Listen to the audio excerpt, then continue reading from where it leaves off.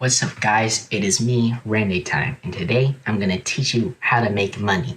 Matter of fact, how to make money using science. Now, before you ask about making drugs and stuff, no, we are not making drugs.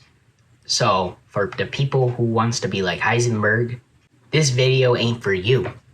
This video is about the science of making money, not how to make meth.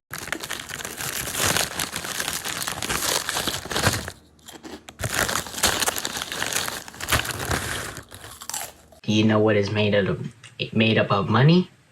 Well, you probably say paper or any other ingredient like copper and stuff, but it makes up atoms.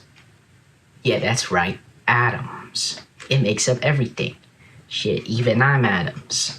What is Randy talking about? We can make money using atoms.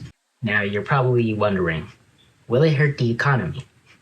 I don't know what that is. Alright guys, so I'm going to do this experiment, making some money right now. This is the best tweezers I can find, so let's make some money.